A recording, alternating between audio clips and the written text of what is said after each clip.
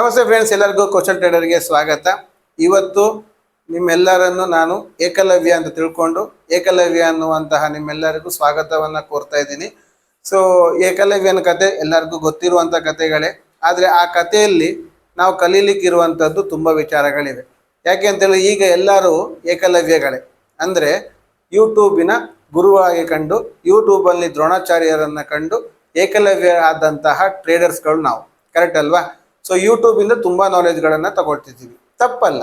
ಆದರೆ ಪ್ರಾಬ್ಲಮ್ ಏನಂತ ಹೇಳಿದ್ರೆ, ಏಕಲವ್ಯ ಕಥೆಯಲ್ಲಿ ಬರುವ ಹಾಗೆ ನಾವು ಫಾಲೋ ಮಾಡಿದ್ವಿ ಅಂತ ಆದರೆ ನಾವು ಇಲ್ಲಿ ಸಕ್ಸಸ್ ಆಗ್ತೀವಿ. ಏನದು?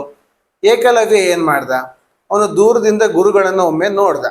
ಗುರುಗಳನ್ನು ಒಮ್ಮೆ ನೋಡಿ ಅವರು ಹೇಳ್ಕೊಡುವಂಥ ವಿದ್ಯೆಯನ್ನು ಗ್ರಹಿಸಕ್ಕೆ ಟ್ರೈ ಮಾಡ್ದ. ದೂರದಿಂದ ಗ್ರಹಿಸಕ್ಕೆ ಟ್ರೈ ಮಾಡಿ ಅವರು ಯಾವಾಗ ಅವರನ್ನು ಶಿಷ್ಯನಾಗಿ ತಗೊಳ್ಳಲ್ಲ ಅಂತ ಹೇಳಿದ್ರು, ಅದಾದ ನಂತರ ಅವರ ಮೂರ್ತಿಯನ್ನೇ ಇಲ್ಲಿ ಅವನು ಸ್ಥಾಪನೆ ಮಾಡಿದ.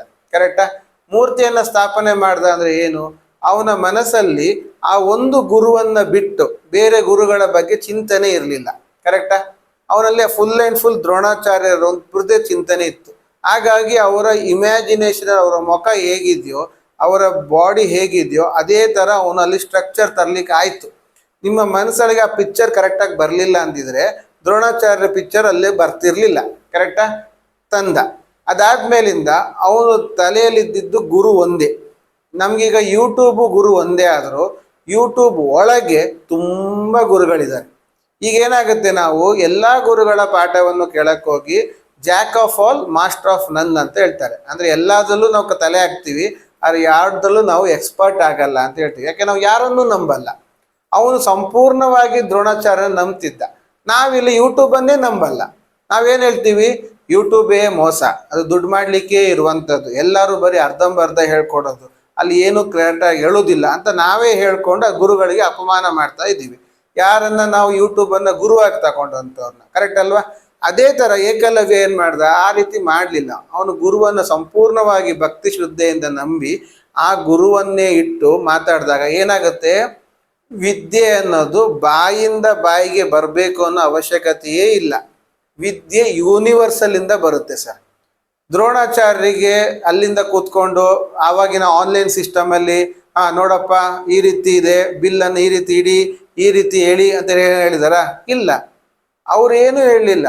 ಬಟ್ ನಾಲೆಜ್ ಈಸ್ ಯೂನಿವರ್ಸಲ್ ಅಂತ ಇರೋದ್ರಿಂದಾಗಿ ಅವರನ್ನು ಅವನು ಗುರುವಾಗಿ ಸ್ವೀಕಾರ ಮಾಡಿದ್ರಿಂದಾಗಿ ಯೂನಿವರ್ಸಲ್ಲಿಂದ ಡೈರೆಕ್ಟಾಗಿ ನಾಲೆಜ್ ಅವನಿಗೆ ಸಿಕ್ಕಿದೆ ಅಲ್ವಾ?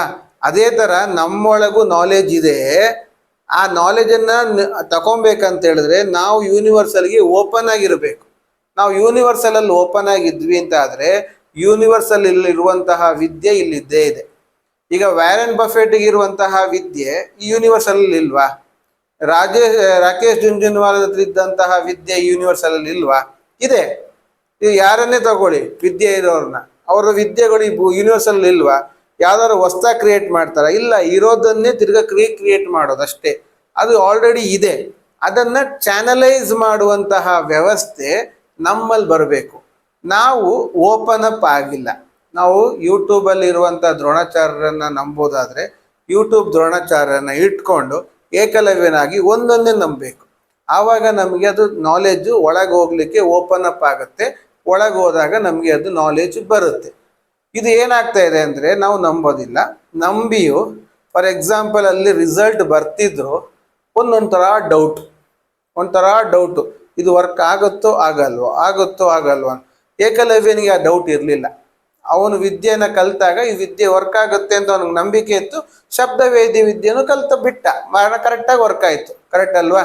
ಮತ್ತೆ ದ್ರೋಣಾಚಾರ್ಯ ಬಂದು ಕೇಳಿದಾಗ ಅವನು ಹೆಬ್ಬೆರಳು ತೆಗೆದು ಕೊಟ್ಟ, ಅದು ಬೇರೆ ಪ್ರಶ್ನೆ. ಅಂದರೆ ಗುರುದಕ್ಷಿಣೆ ಕೊಡಬೇಕು, ಯಾವುದನ್ನು ಫ್ರೀಯಾಗಿ ಕಲಿಬಾರ್ದು ಅನ್ನೋದನ್ನು ಅವ್ರು ಹೇಳ್ಕೊಟ್ಟಿದ್ದಾರೆ ಅಲ್ಲಿ ಏಕಲವ್ಯ. ಅಂದರೆ ಏನೇ ವಿಷಯ ಕಲಿತರು ಅದಕ್ಕೆ ಒಂದು ರಿಟರ್ನ್ಸ್ ಕೊಡಲೇಬೇಕು.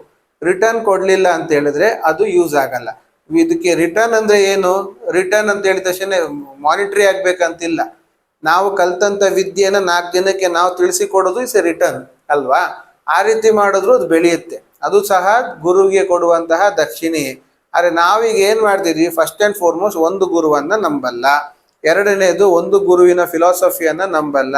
ಯೂನಿವರ್ಸಲ್ಲಿಂದ ಬರುತ್ತೆ ನಾಲೆಜ್ ಅನ್ನೋದನ್ನ ನಂಬುತ್ತಾ ಇಲ್ಲ. ಯಾವುದನ್ನು ನಮ್ಮದೆ ನಾವು ಇರೋದ್ರಿಂದಾಗಿ ನಮಗೆ ವಿದ್ಯೆ ಕೈಗೂಡ್ತಾ ಇಲ್ಲ. ಅದು ಕೈಗೂಡಬೇಕಂತ ಹೇಳಿದ್ರೆ ಇದನ್ನ ಅಕ್ಸೆಪ್ಟ್ ಮಾಡಿ ನೀವು ಏಕಲವ್ಯಗಳ ಹಾಗೆ ವಿದ್ಯೆಯನ್ನು ತಗೊಂಡು ಸಕ್ಸಸ್ ಆಗ್ಬೋದು ಅಂತ ಹೇಳ್ತಾ, ಸೊ ನಿಮ್ಮ ಟ್ರೇಡಿಂಗ್ ಜರ್ನಿ ಸಕ್ಸಸ್ಫುಲ್ ಆಗಿರಲಿ, ಎಲ್ಲರಿಗೂ ಒಳ್ಳೇದಾಗಲಿ, ಎಲ್ಲರಿಗೂ ಬೆಳೀರಿ ಅಂತ ಹೇಳ್ತಾ, ಇಷ್ಟ ಆದರೆ ಲೈಕ್ ಮಾಡಿ, ಸಬ್ಸ್ಕ್ರೈಬ್ ಮಾಡಿ. Thank you.